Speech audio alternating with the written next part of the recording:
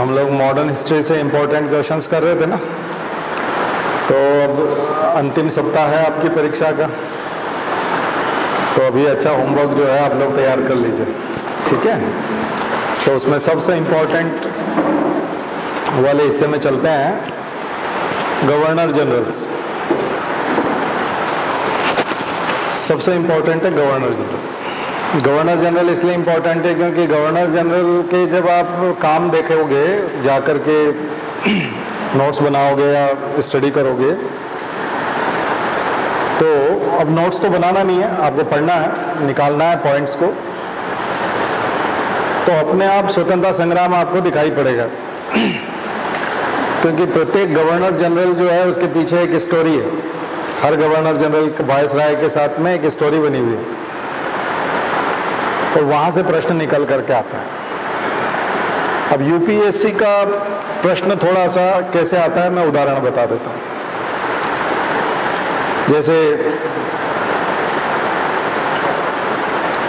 यदि हम उदाहरण के तौर पे लॉर्ड मेयो को लें या लॉर्ड रिपन को लें, लॉर्ड लीटन को ले सकते हैं, डलहौजी को ले सकते हैं, कर्जन को ले सकते हैं, तो सीधा सीधा प्रश्न पूछ लेते हैं कि बंगाल विभाजन के समय में गवर्नर जनरल कौन था। तो एमपीपीएससी में आप लिख दोगे एकदम से एबीसीडी में से कि लॉर्ड कर्जन था, बात खत्म हो जाता है। ये नॉलेज का एक अलग प्रकार का टेस्ट हो जाता है, ठीक है। लेकिन एक तीसरा अर्थ यूपीएससी में निकलता है, उस समय में वो लॉर्ड कर्जन का नाम भी नहीं लेता, बंगाल विभाजन का नाम भी नहीं लेता। हाँ, वो विश्वविद्यालय अधिनियम को पूछता है या फिर वो आपको हिंट देता है उस टाइप का कि आप कर्जन तक पहुंचो, तिब्बत के प्रति उसकी क्या नीति थी, उससे आपको ले जाता है और घुमा फिरा के दृश्य उपस्थित करता है, सीधा सीधा दृश्य नहीं आता। इसलिए यूपीएससी में आंसर निकालना थोड़ा ट्रिकी हो जाता है और उसके लिए दूसरे सब्जेक्ट्स का नॉलेज भी बहुत मायने रखता है। तिब्बत कहां पर है तो ज्योग्राफी आ जाएगा,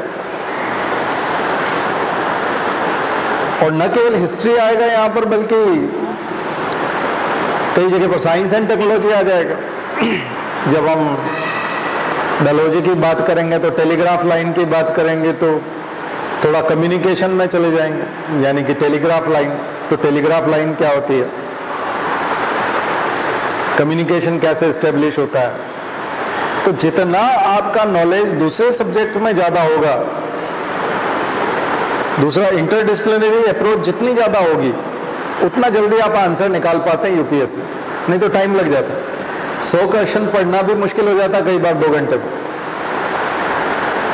इतना टाइम नहीं होता। बहुत कम समय में आपको पढ़ना भी है, सर्कल भी भरना है और डिसाइड भी करना है कि एबीसीडी में से कौन सा है। इसलिए इंटरडिसिप्लिनरी अप्रोच की बात हम लोग करते हैं आपके साथ। तो खास करके जैसे डलहौजी को पढ़ रहे हो तो डलहौजी शिक्षा की बात भी कर रहा है, डलहौजी सड़क बनाने की बात भी कर रहा है, डलहौजी के समय में पोर्ट भी बन रहे हैं। तो ज्योग्राफी का knowledge, economic geography, transport, geography में आप ट्रांसपोर्ट पढ़ते हो तो ट्रांसपोर्ट का विकास, एजुकेशन का विकास, एडमिनिस्ट्रेशन का विकास, तो पॉलिटी भी। तो वो बोलता है कि डिस्ट्रिक्ट लेवल का एडमिनिस्ट्रेशन पहली बार शुरू हुआ और एक डिप्यूटी कमिश्नर डिस्ट्रिक्ट लेवल पे बिठाया जो कलेक्टर की जगह पर था, उसका नाम डिप्यूटी कमिश्नर रखा। वो क्या बताया, कॉर्नवालिस क्या बना गया था, कलेक्टर बना गया था जो केवल टैक्स वसूलते थे। इन्होंने उसको जुडिशरी वाला काम भी दे दिया, तो डीएम वाला काम करने लगा, लेकिन नाम रखा डिप्यूटी कमिश्नर। तो ये जो अब उसमें पॉलिटी भी है, उसमें ज्योग्राफी भी है, उसमें इकोनॉमी भी है, उसमें साइंस एंड टेक भी है।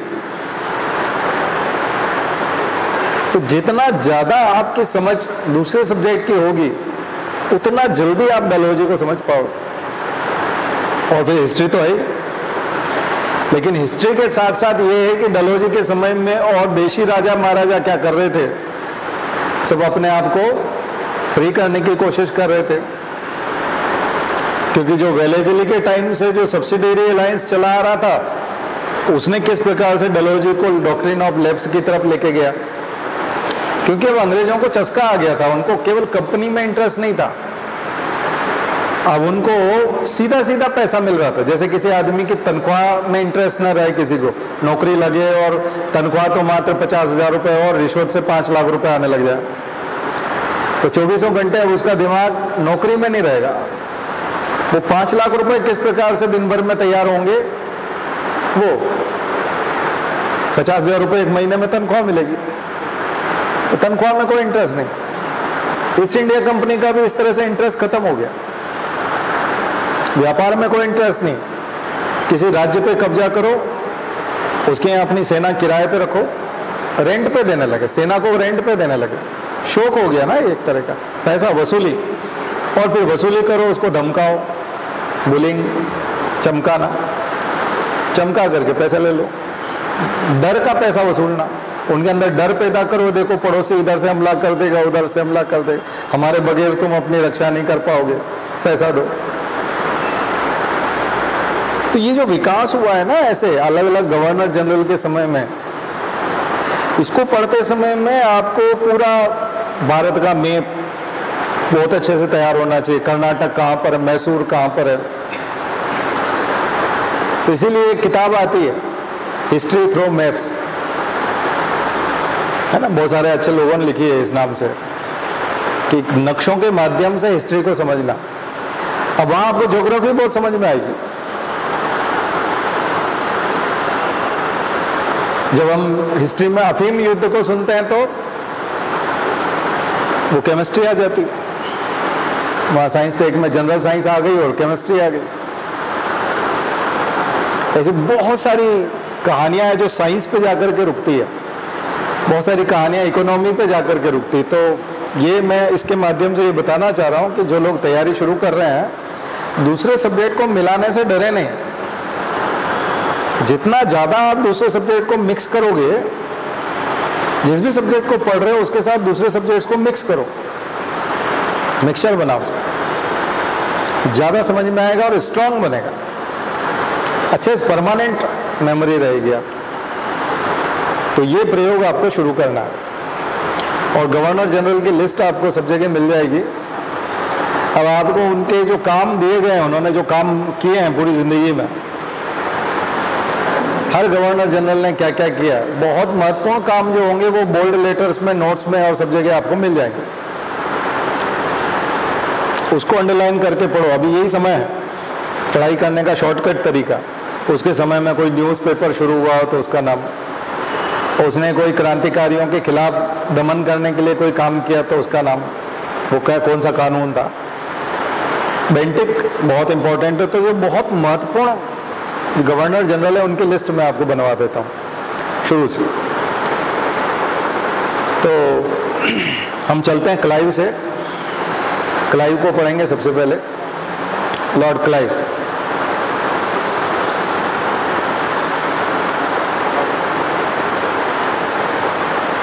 बंगाल का गवर्नर था, अभी इसको गवर्नर जनरल नहीं कहेंगे, बंगाल का गवर्नर।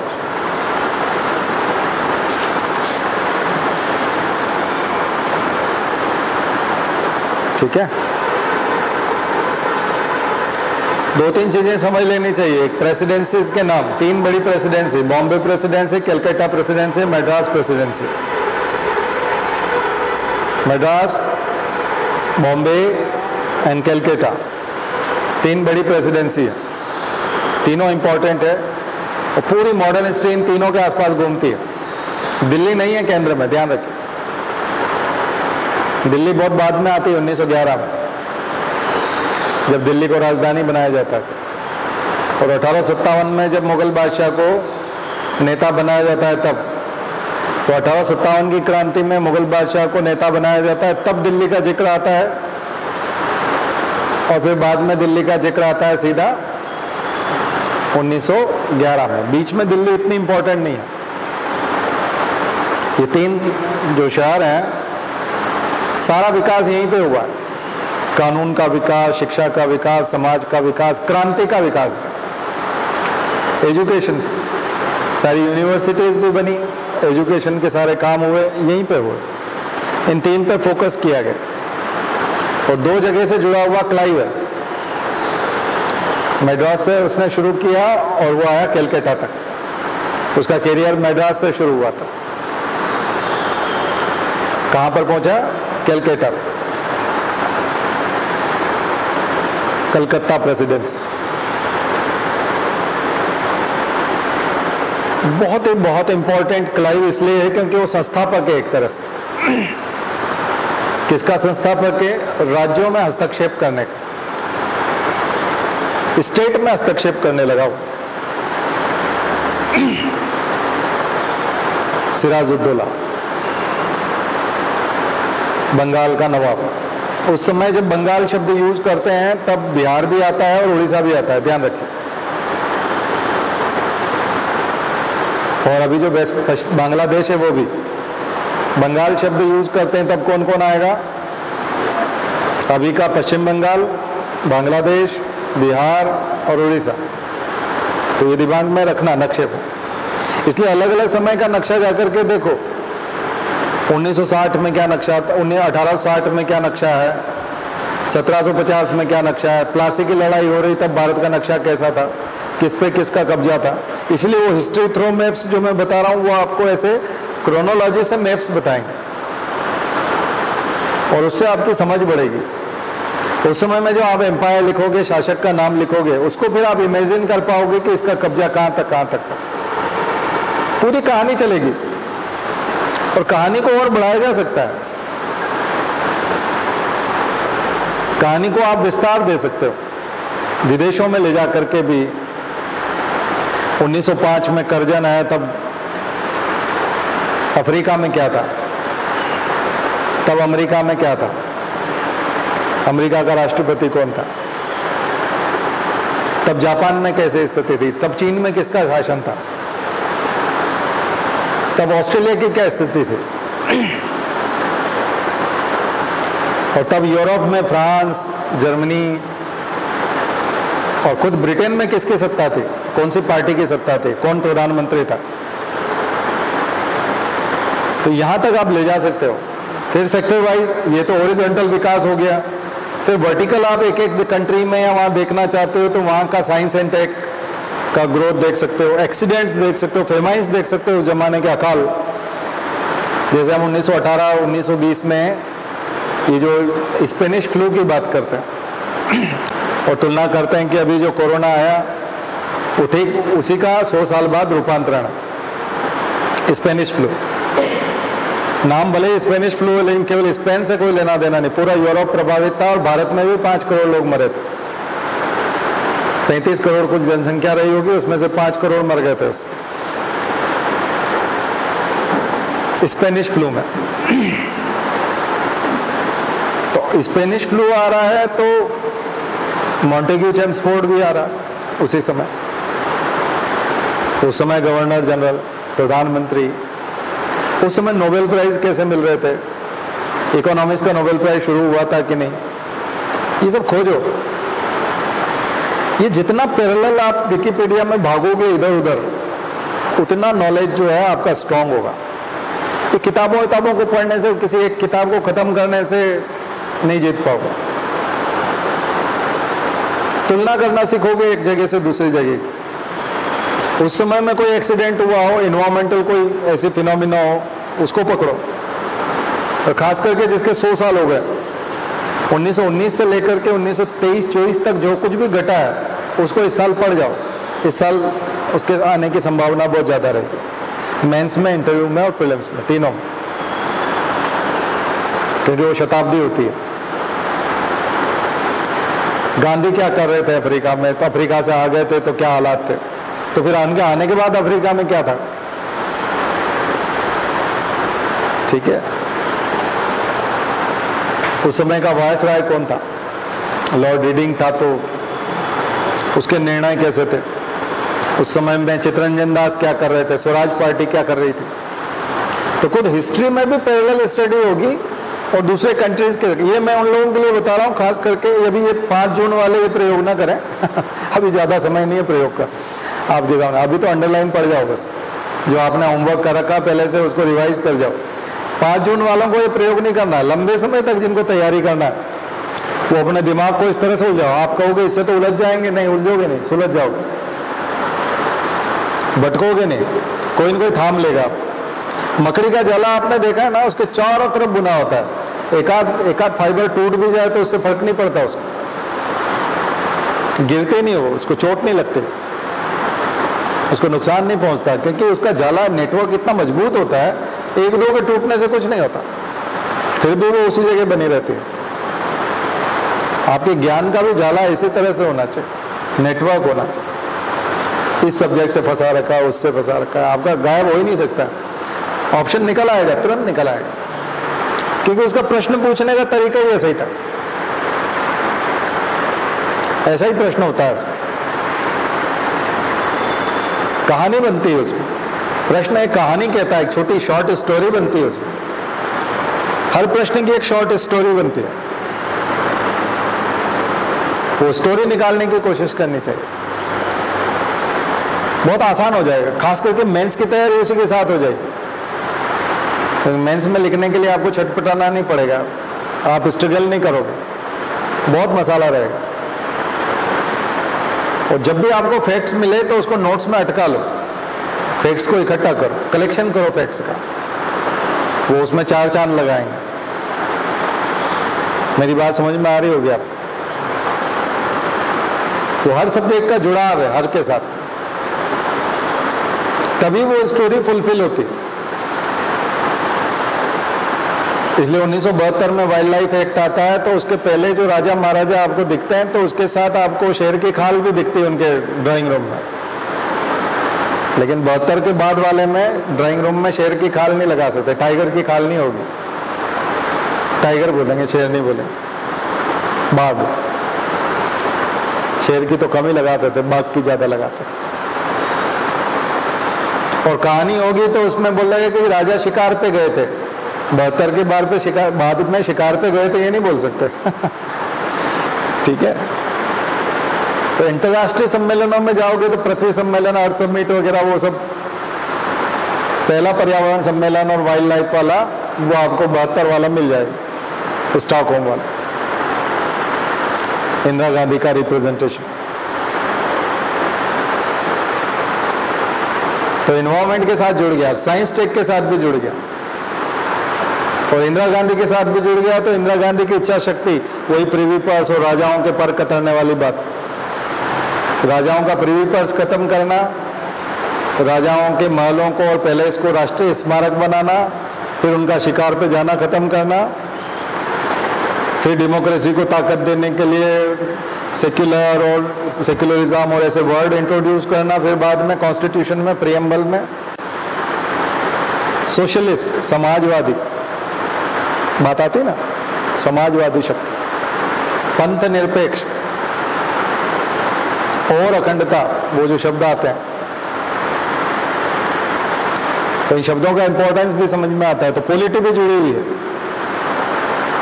इन सब का विकास है, संविधान की प्रस्तावना का भी विकास हुआ है, और वैसे ही पर्यावरण के नियमों का भी विकास हुआ है। तो पर्यावरण के नियम संविधान में आने लगे, तो शिक्षा नीति में भी आने लगे, एजुकेशन पॉलिसी। तो 1986 की जो एजुकेशन पॉलिसी, वो जो है वो बाद में 1986 के एनवायरमेंट प्रोटेक्शन एक्ट से भी जुड़ी हुई है, और हिस्ट्री से भी जुड़ा हुआ है, सब मिक्स है। और ज्योग्राफी का पार्ट तो है ही है, क्योंकि आप नेचुरल रिसोर्सेज पढ़ते हो, उसका कंजर्वेशन नहीं करोगे तो ज्योग्राफी कैसे चलाओ। और इकोनॉमी डेफिनेटली, फिर माइनिंग की पॉलिसी, खनिज की पॉलिसी, खनिज नीति, और वो सब खनिजों का अगर दोहन करोगे तो जंगल तो कटेंगे, फिर उसको मैनेज कैसे करेंगे, तो इन्वायरमेंट क्लियरेंस की पॉलिसी, तो फिर पब्लिक पॉलिसी, और फिर आदिवासियों का क्या होगा ऐसे में, तो ट्राइब्स के लिए forest act, forest right act, वो जुड़ जाएगा। तो कितनी चीजें जुड़ गई एक साथ। तो खेलना पड़ता है नॉलेज के साथ, सिलसिलेवार। केवल आप बोलोगे हम एक किताब पढ़ रहे हैं, ये पर बहुत टाइम लग जाता है आईएएस बनने में। जो आदमी ऐसे खेलता है, वो सब ड्राइविंग जब आप करते हो तो आप एक चीज थोड़ी करते हो, साइड मिरर में भी देखते हो, ये भी देखते हो, कोई हॉर्न लगा रहा है तो उसका भी देखते हो, कई बार सामने वाले ग्लास में देखते हो। कार है तो, बाइक है तो भी हेलमेट थोड़ा ढीला हो रहा है या इधर उधर जा रहा है तो उसको भी ठीक करते हो। फ्यूल वाला मीटर भी देखते हो कि कहीं खत्म तो नहीं हो गया, पास में पेट्रोल पंप आ रहा है, फिर अगला पेट्रोल पंप बहुत दूर है, पकड़ के जाना पड़ेगा, इसी पे डलवा लेते हैं। फिर ध्यान जाता है कि नहीं पर्स में पैसे हैं कितने हैं, 1 लीटर डलवाएंगे 2 लीटर डलवाएंगे, ये भी चल रहा होता है। तो लाइफ में एक साथ कितनी चीजें चल रही होती है। तो आप परीक्षा में ऐसा क्यों सोचते हो कि एक ही चीज चलेगी तो हम सफल हो जाएंगे? एक साथ बहुत सारी चीजें चलेगी और वो सब उस कहानी का हिस्सा है। क्योंकि आप कहीं जा रहे हो और गाड़ी चला रहे हो और उसमें फ्यूल की जरूरत है, उसके लिए पैसे लगते हैं, पीछे से कोई आ सकता है, हेलमेट ठीक होना बहुत जरूरी है, इधर ये हो रहा है, इधर कल खड्डा खुदा हुआ था क्योंकि वहां पर गड्ढा था, कल वहां कुछ काम चल रहा था, तो आज वो ठीक हो गया या उस पर भी ध्यान जाएगा आपका। नहीं तो सामने वाला ठीक बहुत स्पीड से आ रहा है लेकिन वो उस गड्ढे के बाद एकदम से इधर मुड़ेगा, आपको पहले से पता है कि वहां गड्ढा है और वो यूं मुड़ेगा तो आप बच जाओगे।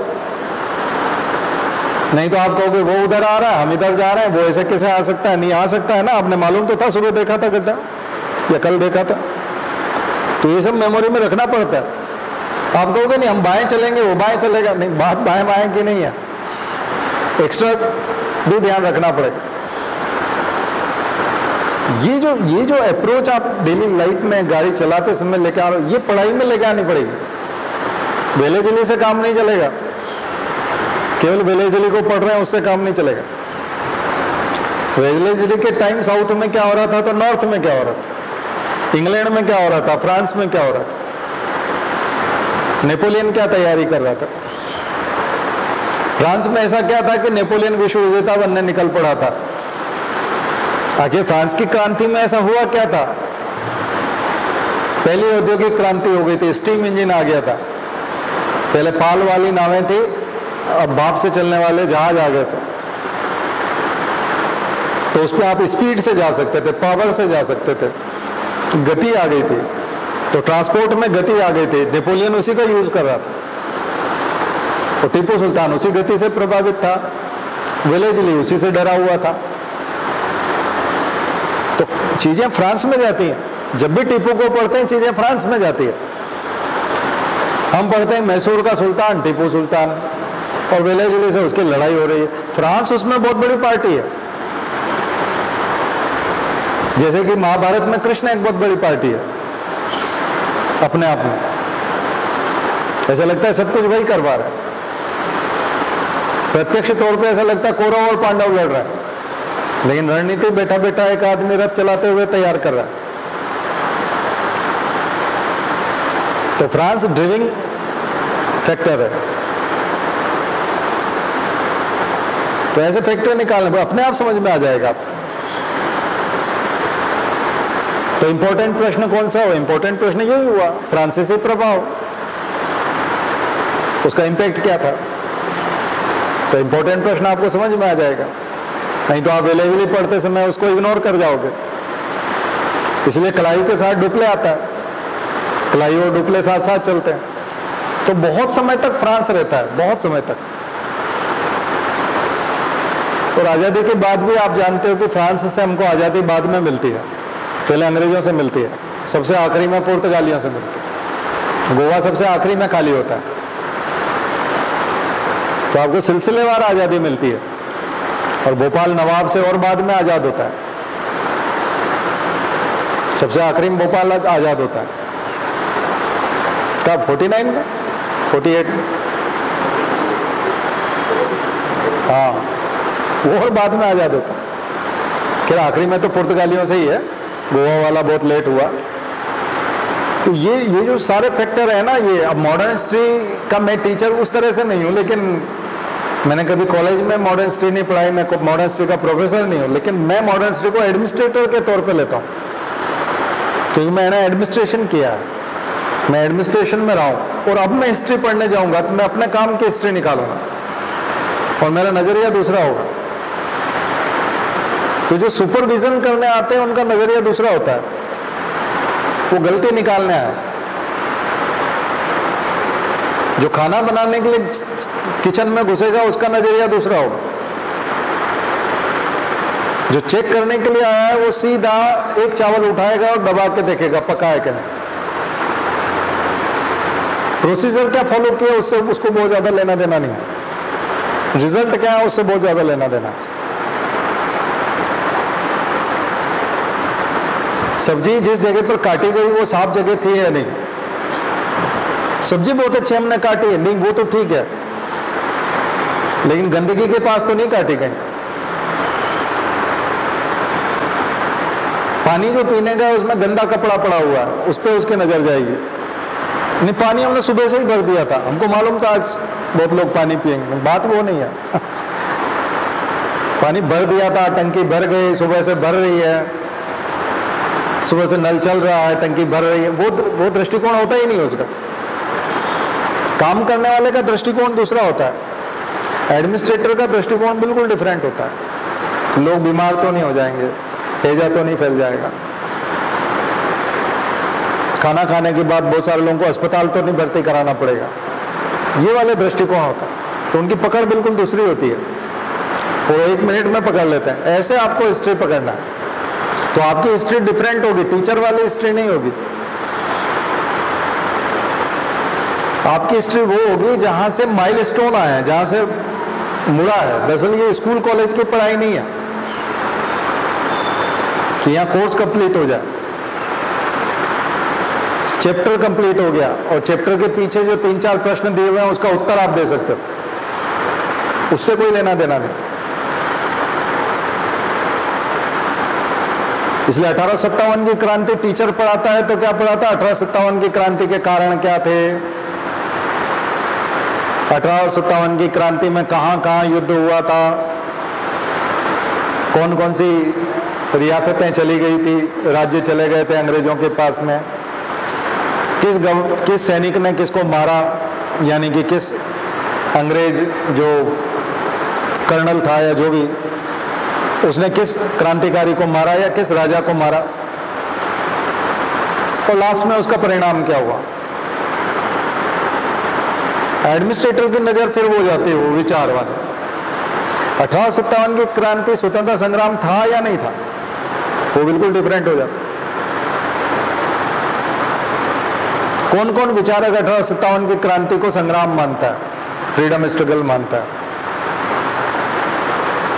उसका इंपैक्ट भारतीय जनमानस पे क्या हुआ है, उसका इंपैक्ट इंग्लैंड पे क्या हुआ, ब्रिटेन पे क्या हुआ। 1858 का अधिनियम आया, वो दृष्टिकोण चला जाता है, बिल्कुल डिफरेंट। मुसलमानों की संख्या कम, मुसलमानों का क्या रोल था, भारतीयों की संख्या कितनी थी सेना में, बाद में कम कर दी गई, अंग्रेजों की संख्या बढ़ा दी गई। और सबसे बड़ी चीज है कि लास्ट में कांग्रेस की स्थापना हुई कि आखिर असंतोष जो उभरता है उसके लिए कोई मंच होना चाहिए, नहीं तो वो क्रांति का रूप ले लेता है। तो ये असंतोष क्रांति बना क्यों, रिवोल्ट क्यों हो गया। दरअसल जहां कहीं पे भी गैस निकल रही है उसको रास्ता मिलना चाहिए, नहीं तो वो इकट्ठी होगी तो विस्फोट करेगी। तो कांग्रेस जो है वो सेफ्टी वॉल्व था, ऐसा दृष्टिकोण होता है। अब ये स्कूल में ये वाले चैप्टर इतने जोरदार तरीके से नहीं बताए जाते, ना ही ये दृष्टिकोण बताया जाता है। वहां क्या होता है, वो जो 3-4 कारण, आर्थिक कारण, सामाजिक कारण, राजनीतिक कारण, तात्कालिक कारण, और ये सतारा, झांसी, जयपुर, उदयपुर, ये वो डॉक्ट्रिन ऑफ लेफ्ट के प्रति गुस्सा था, और जगदीशपुर में उनने ये किया है, और लखनऊ में ये हुआ था, हजरत बेगम महल, और ये ऐसे ऐसे क्रांतिकारी नेता थे। लिस्ट बना दी जाती है, उसको जैसे ही पढ़ते हैं तो आदमी को लगता है कि उसको ज्ञान आ गया है, उसका कोर्स पूरा हो गया है, और परीक्षा में आएगा तो वो लिख देगा। परीक्षा में प्रश्न कुछ तीसरा ही आता है, खास करके यूपीएससी में। एमपीपीएससी तक तो वो सफल हो जाता है कि एमपीपीएससी में लगभग ऐसा ही आता है। अब उसने बदल दिया एमपीपीएससी वाले ने, तो बहुत सारे बच्चे बाहर होने लगे। बोले सर ये क्या हो गया, ये तो बेईमानी है, ये तो कोई तरीका नहीं, ये तो खेल का पहले तो नियम कुछ दूसरे बताए थे। नहीं, अब वो कॉपी कर रहा है ना यूपीएससी को, अब एकदम उतना तो नहीं हो पाता, लेकिन वो चेंज कर देता, थोड़ा चेंज कर देता। तो मुझे लगता है कि आप रिवीजन करो तब थोड़ा सा अंदाज लगाना सीखो कि जो तीसरी बातें लिखी हुई है, जो तीसरा तत्व है जो सामने मौजूद नहीं होता, फिलॉसफी खास करके उसकी, उस पर जोर दे सको तो पेपर एकदम सरल हो जाएगा। अगर उस पर जोर पढ़ाई में न भी दे सको तो एग्जाम में जरूर देना, क्योंकि उसका अर्थ कुछ तीसरा ही निकलता है। आप जो उत्तर सोच रहे हो वो नहीं है, आप बी सोच रहे हो वो सी या डी कुछ तीसरा निकलेगा, इसीलिए तो मार्क्स नहीं आते ना, वो इसीलिए नहीं आते। तो ये करना पड़ेगा। और जब ये आप सोच करके पढ़ोगे तो ज्यादा अच्छे से पढ़ पाओगे। मैंने बताया ना, किचन में जाने से पहले ही आपको सोचना पड़ेगा। आप लोगों ने सेमिनार वर्कशॉप में पार्टिसिपेट किया होगा कॉलेज टाइम में, तो क्लास के ही किसी एक बच्चे का आज वह सेमिनार है तो वो तैयार करके आया आज किसी टॉपिक को, है ना, तो उसका नजरिया कितना डिफरेंट होता है। वो उस दिन टीचर की तरह तैयार करके आता है और आप रिलैक्स मोड में होते हैं क्योंकि आज आपका नहीं है, ठीक है। तो वो टॉपिक जो है आपको कठिन भी लगेगा कई बार, लेकिन वो उसका कमांड आ चुका है क्योंकि उसका दृष्टिकोण दूसरा है। लेकिन आप अगर मस्ती करने के मूड में और उसको फंसाने के मूड में तो कोई प्रश्न ऐसा भी पूछ सकते हो जो उसको फंसा भी सकते हो, जबकि उसने उस तरह से नहीं सोचा हो। ऐसा बच्चे करते भी हैं, अपने ही दोस्त को थोड़ा वो उसकी हुटिंग भी करते हैं, रेगिंग भी हो जाती है, दोनों चीज हो जाती है। तो दोनों के नजरिए में अंतर होता है, लेकिन वो जो टीचर की तरह जा करके आ रहा है उसका नजरिया चेंज हो जाता है, उसको टॉपिक भी सरल लगने लगता है। जो भी उसने लिया है वो उसके लिए बहुत सरल हो जाता है, आपके लिए कठिन रहता है। इसलिए जो भी सेमिनार का टॉपिक लेते हैं उनको एग्जाम के लिए प्रिपेयर अलग से नहीं करना पड़ता, उसी में हो जाता है उसका। और वही नोट्स जो उसको एग्जाम में रिवाइज करने के लिए भी काम आ जाता है। तो वैसा आपको एक एक टॉपिक के लिए करना पड़ेगा और इन सब चीजों को फिर करंट से जोड़ना। अगर इस साल सरकार ने उसके लिए कुछ किया है, कोई विवाद पैदा हुआ है, जर्नल में कहीं आया, मैगजीन में कहीं आया है, थोड़े दिन पहले कोई आर्टिकल आया न्यूज़पेपर में उसके बारे में, तो जैसे 1857 के जब 2007 में 150 साल मना रहे थे, तब ये बात बहुत उठी थी कि अब तो 150 साल हो गए 1857 के, अंग्रेजों को अब तो माफी मांग लेनी चाहिए। अभी बीच में 2019 में जलियांवाला बाग के 200 साल हो गए थे 1919 से, तो उधम सिंह की मूवी भी बन गई उसी के ऊपर, आपने देखा वो 100 साल पे ही बनी है एक तरह से। तो वही निकल के आया कि 100 साल हो गए जलियांवाला बाग को, अब तो माफी मांग लो। तो न्यूज़पेपर में खूब चला जलियांवाला बाग, ठीक है। तो वो भी डिपेंड करता है कि उसका करंट से क्या लेना देना। आपको लगेगा ये हिस्ट्री का प्रश्न है, मॉडर्न हिस्ट्री का, नहीं, वो करंट अफेयर्स का प्रश्न है क्योंकि उसके 100 साल हुए, इसलिए वो प्रश्न है। तो जो नए बच्चे हैं वो थोड़ा सा, मैं जो लेक्चर दे रहा हूँ थोड़ा मैच्योर है, थोड़ा उस टाइप का है कि बिल्कुल आखिरी स्टेज वाले ज्यादा अच्छे से उसको समझ पाएंगे। लेकिन जो बिल्कुल प्राइमरी वाले हैं, अभी आपके लिए, आप पहली क्लास है तो आपके थोड़ा सा ऊपर जाएगा कि ये क्या पढ़ा रहा है, ठीक है। लेकिन अब जो भी है यही है, करना तो पड़ेगा आपको, इसी में आना है तो इसको झेलने के लिए तैयार रहना पड़ेगा। क्योंकि बिल्कुल सॉफ्ट ट्रैक नहीं है आपकी गाड़ी चलाने के लिए, बहुत टफ है और दिनों दिन टफ होता जा रहा है, आसान नहीं है, क्योंकि आपकी चुनौतियां भी वो नहीं है, चुनौतियां भी अजीब है। ये एक ऐसी पोस्ट है कलेक्टर, जिसमें जो आदमी 20 साल पहले कलेक्टर रहा वो भी अभी के कलेक्टर से इंप्रेस रहता है, 10 साल पहले कलेक्टर रहा तो भी वो अपनी पोस्ट से इंप्रेस ना होकर के अभी जो कलेक्टर है उससे इंप्रेस रहता है। सीनियर होने पे वो कभी भी सेटिस्फाई नहीं होता। अब वो 50 कलेक्टर को निर्देश दे सकता है, काम बता सकता है, उन सबका बॉस है, और 50 कलेक्टर जो है उसको रेस्पॉन्स भी देते हैं, ये सर, झुकते भी हैं उसके सामने, सम्मान भी देता है, लेकिन उसको सेटिस्फेक्शन उसी पोस्ट में आता है। और वो अपने बेटे के लिए भी सोचता है कि काश वो कलेक्टर बन जाए। भैया कोई, आप तो 7 साल कलेक्टर रह के आए हो, अब कलेक्टर पद से क्यों ललचाना, अब तो आपका अनुभव भी हो गया, आप तो 7 साल रह भी लिए। नहीं, वो हमेशा इसलिए है क्योंकि उसमें डिस्क्रिशनरी पावर बहुत ज्यादा है, अपनी मर्जी से करने को बहुत कुछ है। 90% काम कलेक्टर किताब के आधार पर और कानून के आधार पर नहीं करता, अपनी मर्जी से करता है 90% का। उसको खुद को ही तय करना होता है कि उसे क्या करना है, ना वो परामर्श ले सकता है। एक और चीज बता रहा हूं, 50% मामलों में कोई गाइडलाइन नहीं है। जो कलेक्टर काम करता है उसके 50% मामले ऐसे होते हैं जिसमें कोई गाइडलाइन है ही नहीं। उसने जो कर दिया वो सही है, उसको ना मुख्यमंत्री खराब करता है, ना कमिश्नर, ना भोपाल में बैठा कोई उसका सीनियर, कोई काटता नहीं है उसको। कलेक्टर ने किया ना, बस बात खत्म। उसके पास कोई गया बंदूक का लाइसेंस लेने के लिए कि मुझे गन चाहिए, और उसने कहा कि नहीं तुमको गन नहीं मिलेगी, क्या जरूरत है तुमको गन की, जाओ यहाँ से, हटाओ इसका एप्लीकेशन।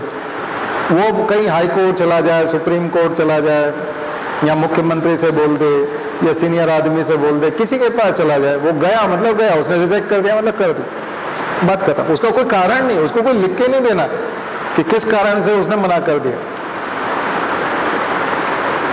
मुझे उचित नहीं लगता, बस ठीक।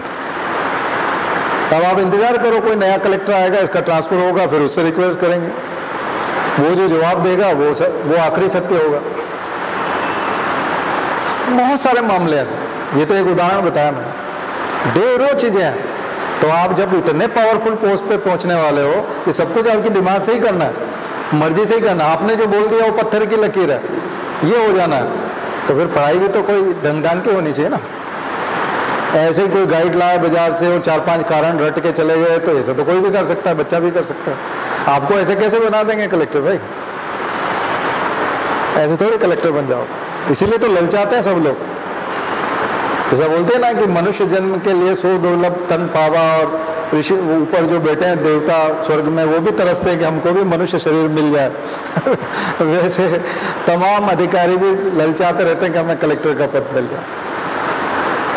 अपने बेटे के लिए, अपने दामाद के लिए भी वो यही सपना देखता है, कोई भी बूढ़ा आदमी भी, जबकि वो जिंदगी में 10 साल कलेक्टर रह क्या है, तृप्ति नहीं होती, प्रमोशन होते ही निराश हो जाता है कई बार। कि यहाँ पर आएगा, छोटा सा घर होगा, 2 नौकर होंगे, वहां 20 नौकर है, उससे 5 गुना घर है, 10 गुना बड़ा घर होता है, कई कई जगह तो 50 गुना बड़ा घर होता है। भोपाल में जितना घर मिलता है उसका 50 गुना 100 गुना बड़ा घर मिलता है किसी किसी कलेक्टर को, और 20 नौकर होते हैं। यहाँ 2 नौकर हो जाते हैं, बहुत छोटा सा घर होता है, पावर कुछ ज्यादा रहता नहीं, दिन भर भीड़ नहीं होती, और दिन भर आपका वेट करने वाले लोग रहते हैं, दिन भर इंतजार करते रहते हैं। तो ये पद के लिए जो दौड़ है ना, इसी दौड़ में ही क्वालिटी छुपी पड़ी है कि आपको अपनी योग्यता का विकास करना है। वही मैं डिस्कस कर रहा था कि ऐसे पढ़ना पड़ेगा अलग अलग, और ये जब आप इस अप्रोच से चलेंगे तो बहुत आसान हो जाता है।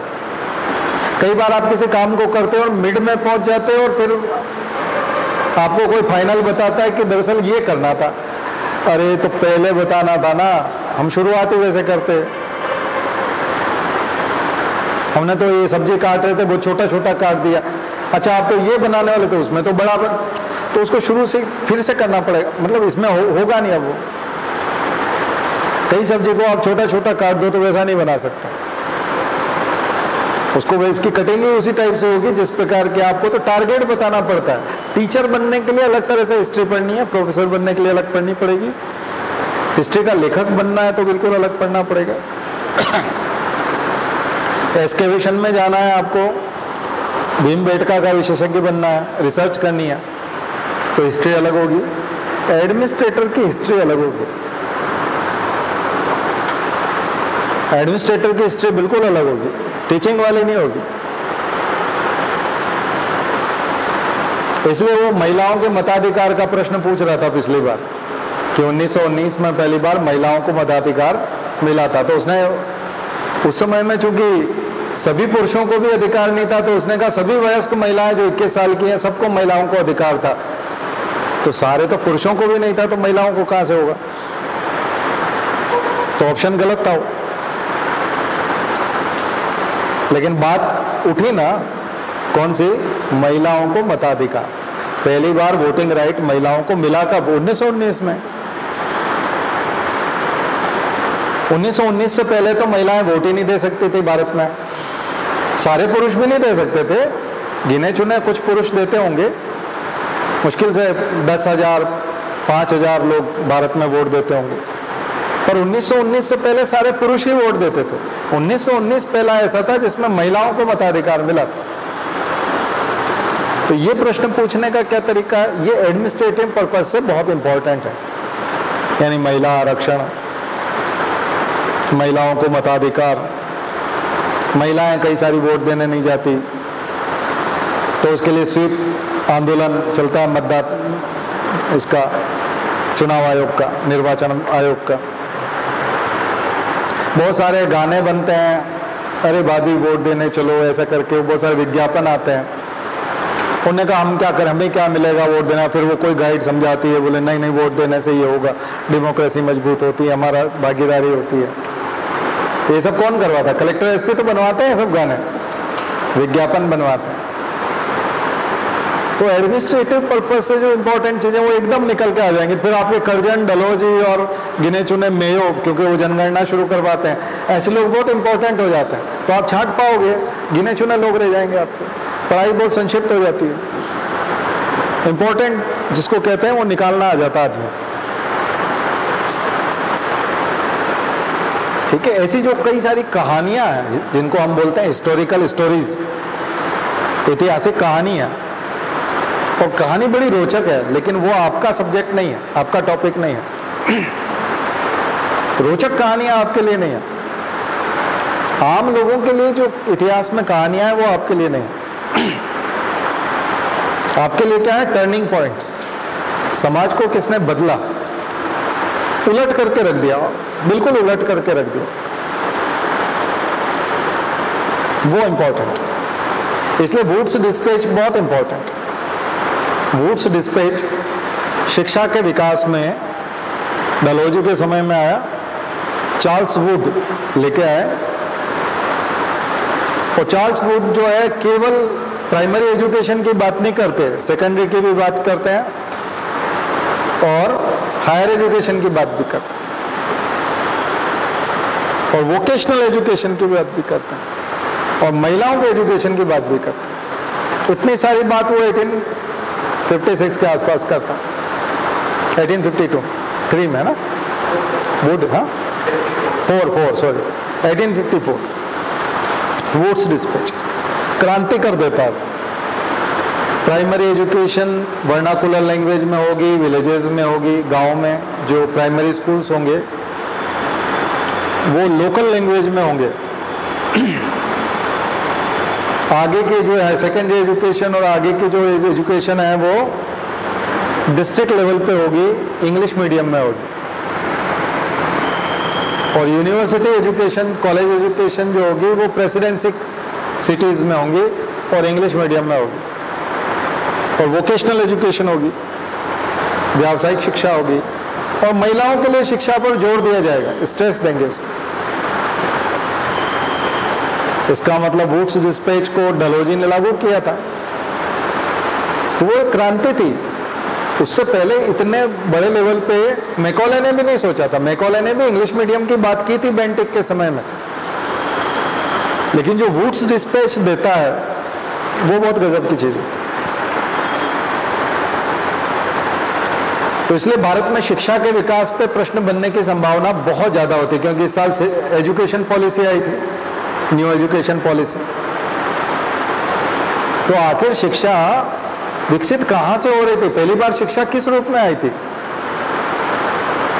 सरकार कितना खर्च कर रही थी उस शिक्षा पर और पॉलिसी क्या थी? वुड्स डिस्पैच एक तरह की एजुकेशन पॉलिसी थी जो डलहौजी ने लागू की।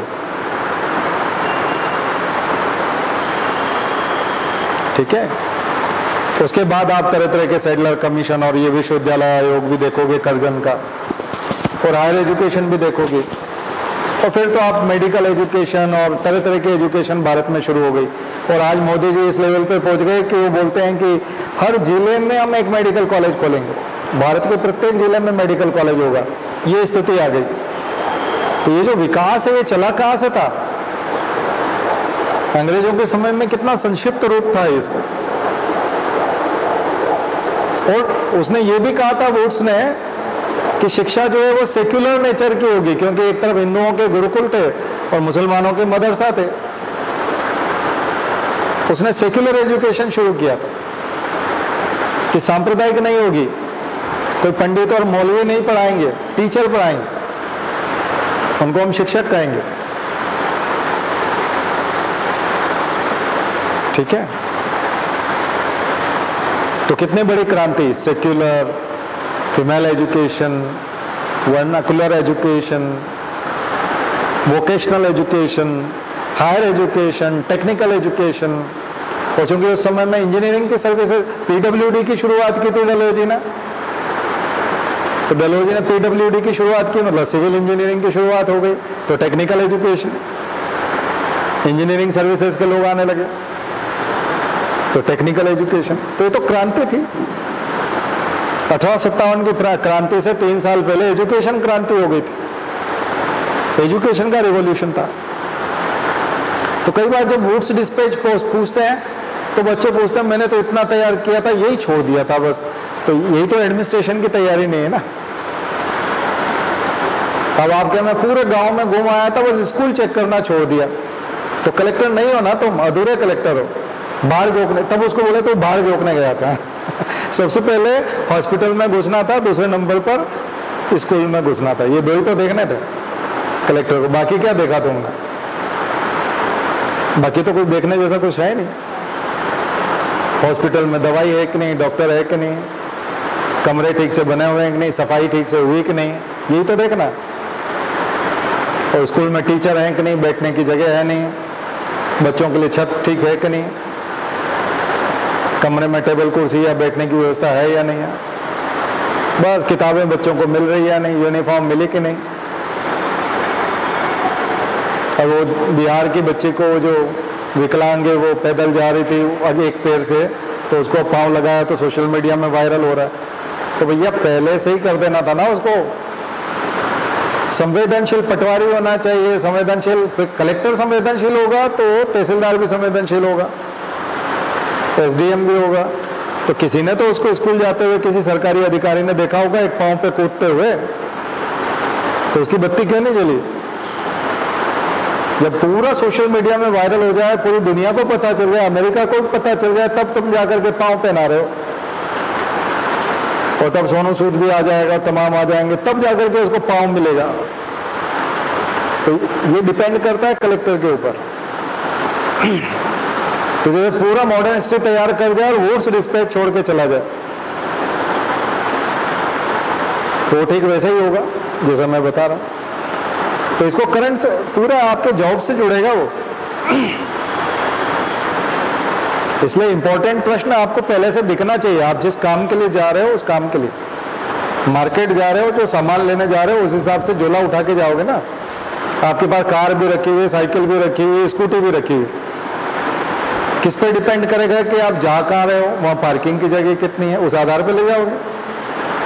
तो पहले से पता होना चाहिए ना कि कहाँ जा रहे हो, तब तो वो चीज उठाओगे, नहीं तो वहां कार लेके घूमते रहोगे, वहां कार रखने की जगह नहीं है। स्कूटी लाते तो 5 मिनट में काम हो जाता। जिस चीज को लाने जा रहे हो वो स्कूटी पे आती नहीं है, वो कार होती तो बहुत आसानी होती, तो पहले कार लेके आना था। तो जब आप कलेक्टर बनने जा रहे हो तो किताब में क्या पढ़ोगे ये आपको समझ में आ जाए। भारत में दुर्भाग्य है कि 90% कोचिंग क्लासेस में टीचर पढ़ाते हैं और सबको टीचर ही बनाते हैं, एडमिनिस्ट्रेटर नहीं पढ़ाते। तो टीचर को एडमिनिस्ट्रेशन का अनुभव नहीं है और एडमिनिस्ट्रेटर के पास टीचिंग का टाइम नहीं है। जिसको एडमिनिस्ट्रेशन का एक्सपीरियंस है उसके पास टीचिंग का बिल्कुल टाइम नहीं है कि वो बच्चों को गाइड करे। इस वजह से कंपटीशन बहुत टफ हो जाता है, अदरवाइज बहुत सिंपल है। बहुत ही सिंपल कंपटीशन। अब आप लोगों का सौभाग्य कि हम टीचर भी हैं और एडमिनिस्ट्रेटर भी हैं, हमको अनुभव भी है, इसलिए हमारा पढ़ाने का तरीका दूसरा है। बस ये है कि 90% ऐसा करते हैं, इस वजह से हमको लोग रिजेक्ट करके चले जाते हैं कि ये वैसा नहीं बता रहे 90% जैसे। ये उन 90% की तरह क्यों नहीं बताते? हम YouTube पे देखें तो हमको एकदम समझ में आता है, तो जो एकदम से समझ में आता है वो तो टीचर है। और फिर इतना कंफर्ट जोन होता है कि अब आगे जाके भी टीचर ही बनते हो। तो आप टीचिंग वाला जो एग्जाम होगा उसमें एकदम से सिलेक्ट हो जाओगे, यूपीएससी में बाहर हो जाओगे, क्योंकि आपकी पढ़ाई का तरीका ठीक वैसा ही है। टीचर कंफर्ट जोन में रहता है हमेशा, इसलिए चुनाव में ड्यूटी लगती है टीचर की तो घबरा जाता है। मैं बताता हूं ना, उसको टेंशन हो जाती है, अब मैं खाना नहीं खा पाऊंगा। उसकी सबसे बड़ी टेंशन होती है, टीचर पूरा आधा घंटे तक बैठ के जो है पूरे आसन में बैठ करके और थाली वाली जमा के और फिर खाना खाता है, और आधे घंटे तक कोई डिस्टर्ब भी ना करे, पूरा पसीना पसीना हो जाता है खाना खाते खाते। वो जब पूरा खा चुके तो हाँ अब बोलो, अब बताओ क्या बात है। अब कलेक्टर में तो 50 फोन आ जाएंगे खाना खाते खाते, कभी उठ के भाग रहे हैं, कभी बाद में जाके खा रहे हैं, कभी क्या। उसका खाना ऐसे ही होता है, लाइफ में कभी भी कंफर्ट जोन नहीं होता, वो कभी भी विचार नहीं करता, वो खाने के बारे में विचार करता ही नहीं है। भागते भागते खा लेते हैं, कार में बैठे बैठे खा लेते हैं, मुझे दे दो मैं कार में खा लूंगा, लाओ क्या है। या उसका सबऑर्डिनेट लिया है, सर आपने खाना तो खाया नहीं, ये कुछ खा लो, मैं रास्ते में से लाऊं, हाँ लाओ लाओ क्या, ये खा लेते हैं। टीचर तो बिल्कुल एक बिठा दो उसको, फिर खाएगा तभी खाएगा, और बीच में किसी ने उठा दिया सर फोड़ देगा उसको, तो बिल्कुल अलग आदमी है, अलग मानसिकता।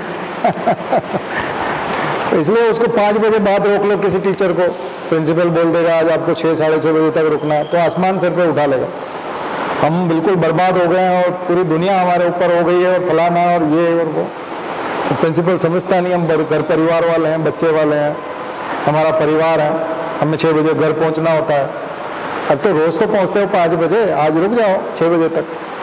कलेक्टर तो रोज ही 11-12 बजे जाता है, कभी 8 बजे जाता है, उसके घर वालों को भी मालूम है ये आएगा कि नहीं पता नहीं, वो भी मानसिक रूप से तैयार है कि घर क्या जाना है, घर जाने का कुछ थोड़ी, काम खत्म करना होता है, काम करना होता है। और मैं कई बच्चों को बताता हूं कि आपकी गाड़ी उस ओर भाग रही होती है जहां से सब लोग भाग रहे हैं, आग लगी और सब लोग भाग रहे हैं, तो आपकी गाड़ी फायर ब्रिगेड के पीछे उस तरफ भाग रही है। दंगा हुआ है तो सब लोग भाग रहे हैं और आपकी गाड़ी उधर जा रही है जिधर खतरा है। तो कंफर्ट जोन वाला ये काम थोड़ी कर पाएगा। इसलिए पढ़ाई दूसरे प्रकार की है आपकी, इसलिए हिस्ट्री भी आपकी डिफरेंट है, चैलेंजिंग है। नहीं तो कलेक्टर भी सब क्यों भाग रहे भैया तुम लोग, बोले उधर खतरा हो गया, चलो मैं भी भागता हूं जब खतरा नहीं, उसको उधर भागना हो। एक जगह आग लगी हुई थी तो मैंने सूचना दी कलेक्टर को, फोन किया, तो वाकई में मेरी स्थिति वैसी थी, मैं भाग रहा था दूसरी दिशा में और कलेक्टर की गाड़ी दौड़ते हुए सायरन मारते हुए उस दिशा में निकली मेरे ही पास से। मैंने कहा ये अंतर है, क्योंकि मैं कलेक्टर नहीं था, मैं आम आदमी था उस जगह पर और मुझे आग लगी हुई देखी, मैंने स्थानीय कलेक्टर को सूचना दी। मेरे पास कलेक्टर का नंबर था, उससे नीचे का किसी का नंबर नहीं था, मैंने उसी को दी। बोले कुछ लोग पहुंचते हुए दिखे आपको, फायर ब्रिगेड जाते हुए दिखा? मैंने कहा नहीं कोई नहीं दिखा। तो 5 मिनट बाद एक्शन में आते हुए दिखे मुझे लोग, 5-7 मिनट में। तो थोड़ा मैं आगे गया तो कलेक्टर की खुद की गाड़ी दिखी। तो ये होता है। पर पढ़ते समय में और पढ़ाते समय में, दोनों ही समय में दोनों ही महसूस नहीं करते कि हमें ऐसा करना है, इसलिए पढ़ाई डिफरेंट होती है। इसलिए आपके लिए कुंवर सिंह, भगत सिंह और ये जो कुंवर सिंह, लक्ष्मीबाई और वहां के प्रश्न के बजाय वो वाला होगा कि जो क्रांति जैसे असंतोष से पैदा हुई, उस असंतोष को दबाने के लिए अंग्रेजों ने क्या किया, वो 1858 का अधिनियम था। इसलिए आपके लिए 1858 का अधिनियम बहुत इंपॉर्टेंट है। लॉर्ड कैनिंग यहां पर गवर्नर जनरल होंगे लॉर्ड कैनिंग और नाम हो जाएगा वायसराय। इसलिए ये प्रश्न बनता है कि उसको क्या कहा जाता है? वायसराय कहा जाता है, क्राउन का रिप्रेजेंटेटिव। उसके पहले क्या था? गवर्नर जनरल, भारत का गवर्नर जनरल। भारत के गवर्नर जनरल से पहले उसको बंगाल का गवर्नर जनरल कहते थे।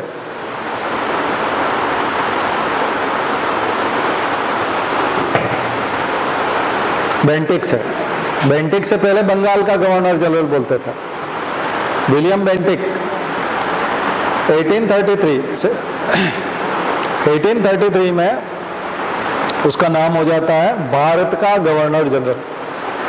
उससे पहले रहता है बंगाल का गवर्नर जनरल। 1772 का रेगुलेटिंग एक्ट क्या कहता है कि जो बंगाल का गवर्नर होगा वो भारत का गवर्नर जनरल होगा।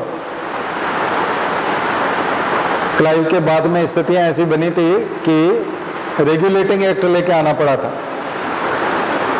तो उसके कई लोग रेगुलेटिंग एक्ट रट के चले जाते हैं। तो रेगुलेटिंग एक्ट रटने से काम नहीं चलेगा। रेगुलेटिंग एक्ट आया क्यों ये पता होना चाहिए। रेगुलेटिंग एक्ट लाने की जरूरत क्यों पड़ी? इसलिए पड़ी क्योंकि कंपनी दिवाला निकल गया था कंपनी का, और कंपनी में काम करने वाले बहुत मालदार हो गए थे। खुद क्लाइव बहुत मालदार था, बाद में आत्महत्या की उसने। क्लाइव बहुत पैसे वाला हो गया था, रोल मॉडल था वहां के युवाओं के लिए। जो भी बहुत तेज गति से विकास करना चाहता है, अडानी बनना चाहता है, अंबानी बनना चाहता है, उस तरह का विकास करना चाहता, तेज गति से, जल्दी से रईस बन जाऊं, क्लाइव बन जाऊं, काश मैं क्लाइव बन जाऊं, ईस्ट इंडिया कंपनी में नौकरी लग जाए और एकदम अमीर होकर के इंग्लैंड आऊं और फिर यहां छा जाऊं। संसद में उसी के सांसद थे। ब्रिटेन की संसद में सांसद अगर किसी को बनना है तो क्लाइव के पैर छुओ, टिकट प्राप्त करो, चंदा लो, इलेक्टोरल बॉन्ड, और चुनाव लड़ जाओ। क्लाइव का आशीर्वाद मिल गया तो सांसद हो जाओ। किंग मेकर, प्रधानमंत्री कौन बनेगा, क्या बनेगा, सब क्लाइव के घर पे तय होता था।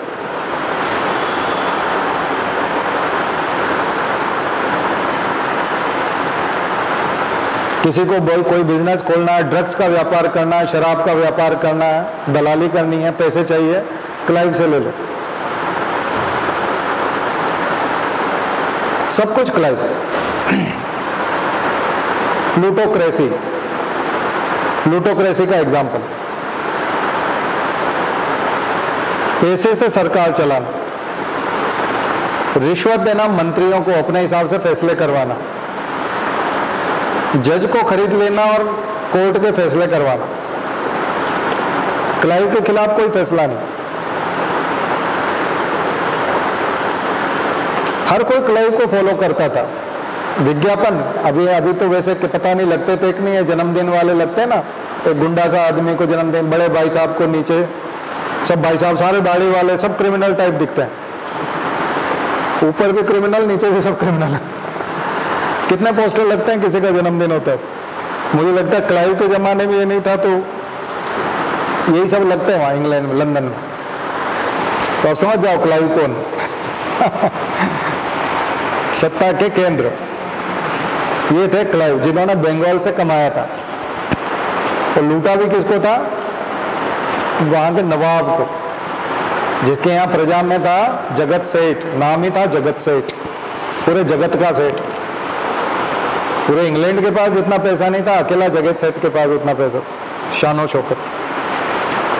बैंकों, रिजर्व बैंक में पैसा नहीं था उतना, जगत सेठ के पास पैसा। कई देशों के रिजर्व बैंक मिला लो तो उतना पैसा नहीं था। ये बंगाल की शानो शौकत थी। तभी तो कहते थे कि गंगा में स्पॉन्ज को डुबो, टेम्स में जाके निचोड़ दो। इसी को वेल्थ ड्रेन कहा था। दादाभाई नौरोजी ने किताब भी लिखी थी। तो गरीबी को लाया गया था, अकाल को लाया गया था। बंगाल में अकाल का सवाल ही नहीं उठता। दुनिया का सबसे ज्यादा पैसा बंगाल में था। प्लासी की लड़ाई के षड्यंत्र में और उसमें सब कुछ डूब गया। जगत सेठ, राय दुर्लभ और खुद नवाब सिराजुद्दौला, बंगाल का नवाब, सबको लूट लिया और कर्मचारी माला माल हो गए। और लंदन में करप्शन फैल गया तो जितने टीचर थे, बुजुर्ग थे और जो भी नैतिकता का पाठ पढ़ाते थे, वो सब बोलते थे तुम बड़े क्लाइव बने जा रहे हो आजकल। अपने बच्चों को डांटते थे। किसी ने अगर क्लाइव का नाम भी लिख दिया अपनी डायरी में तो उसकी सुताई हो जाती थी। मतलब क्लाइव बनोगे तुम, मतलब जुआरी बनोगे, सटोरी बनोगे, शराबी बनोगे, मक्कार बनोगे, अय्याश बनोगे, गुंडे बनोगे, लफंगे बनोगे। तो नैतिक लोग सारे नाराज थे, टीचर लोग खास करके, यूनिवर्सिटीज के प्रोफेसर, राइटर, टीचर, नैतिकता का पाठ पढ़ाने वाले, धर्म का पाठ पढ़ाने वाले, चर्च के लोग, सब लोग सरकार से नाराज थे कि क्लाइव पे कंट्रोल क्यों नहीं है। जैसा हर्षद मेहता के समय सब लोग नाराज हो गए थे कि ये शेयर मार्केट, ये ऐसे कैसे हो सकता है, कोई शेयर मार्केट में इतना बड़ा बिग बुल बन जाए, ये हो जाए। तब सेबी की स्थापना हुई। हर्षद मेहता के घोटाले की वजह से ही सेबी आया था 92 में, security and exchange board of India, कि ऐसे कैसे कोई शेयर मार्केट में स्कैम कर सकता है। तो हर्षद मेहता की वजह से आया था, सेबी का निर्माण हुआ था। तो रेगुलेशन आता है, जब भी ऐसा करप्शन आता है तो रेगुलेशन आता है। तो फिर ईस्ट इंडिया कंपनी जब डूब गई और कर्जे की जरूरत पड़ी और सरकार के सामने निवेदन किया कि कंपनी थोड़ी घाटे में, कुछ लोन हो जाए, तो उन्होंने कहा भाया ऊंट पहाड़ के नीचे, मतलब कंपनी को लोन की जरूरत है। जिस कंपनी के एक एक कर्मचारी यहाँ लंदन में बिल्कुल पैसा बरसा रहे हैं, पैसा लुटा रहे हैं, एक एक कर्मचारी के पास करोड़ों रुपया, करोड़ों पौंड है, और वो कंपनी घाटे में। इसका मतलब करप्शन की हद कितनी है, कितनी हद है। यानी डैम के किनारे आप रह रहे हो और आपके पास पानी नहीं है, तो इसका मतलब है कि कहीं ना कहीं पानी की चोरी बहुत जबरदस्त हो रही है, जबरदस्त। वो स्थिति थी। तो उन्होंने कहा कि नहीं, अब तो कंट्रोल करेंगे, अब रेगुलेट करेंगे। तो रेगुलेटिंग एक्ट आया था। तो रेगुलेटिंग एक्ट तो हर आदमी का नोट्स, किसी भी कोचिंग का देखो, रेगुलेटिंग एक्ट से शुरू होता है, संविधान का विकास। लेकिन ये कहानी नहीं होती कहीं, ये कहानी नहीं होती। इस वजह से वो रेगुलेटिंग एक्ट समझ में नहीं आता कि रेगुलेशन लाए क्यों, डायरेक्टर को, कोर्ट ऑफ प्रोप्राइटर्स को ये सब क्यों करना पड़ रहा है, गवर्नर जनरल को इतना टाइट क्यों किया जा रहा है, और प्रेसिडेंसीज को, बॉम्बे प्रेसिडेंसीज को और मद्रास प्रेसिडेंसी को इसके अंडर में ला क्यों रहे, ऐसा क्या हो गया है। बोलते हैं ना, किसी के घर पुलिस आती तो सब पूछने नहीं लगते इनके यहाँ क्या हुआ है, पुलिस आई थी तो कुछ तो हुआ होगा तभी तो पुलिस आई थी। तो रेगुलेटिंग आई क्यों, सेबी क्यों आया, क्योंकि घोटाला हुआ था ना। तो वो कहानी, तो मुझे लगता है कि आपको यूपीएससी का स्टाइल समझ में आ रहा होगा कि यूपीएससी इस प्रकार के रहस्यों को जानना चाहती है। वो रहस्य जो लोग जितना डूबते हैं और जितनी आसानी से समझते हैं, कोर्स बहुत सिंपल है, फिर रेगुलेटिंग एक्ट में कोई दम नहीं रह गया। वो जो बातें लिखी वो तो बहुत सिंपल है, क्योंकि इस कहानी के बाद तो ऐसा लगेगा ना कि इसी को ठीक करने के लिए तो बातें लिखी होगी। बस मुझे लगता है आपको गवर्नर जनरल का एग्जाम्पल समझ में आया होगा। तो आज का होमवर्क आपका गवर्नर जनरल केवल, कल मैं आपको पूरा सप्ताह का दूंगा, शनिवार तक का, और रविवार को तो आप परीक्षा दोगे। तो शनिवार को भी क्लास लेंगे हम लोग, रविवार को भी लेंगे। लेकिन शनिवार को जो 5 तारीख को एग्जाम दे रहे वो ना आए, जो नहीं दे रहे वो आए। उनको भी आना है तो वो भी आ सकते हैं मूड फ्रेश करने के लिए, हमारा तो रिफ्रेशमेंट ही है ठीक है। तो चलिए आज इतना ही करता है।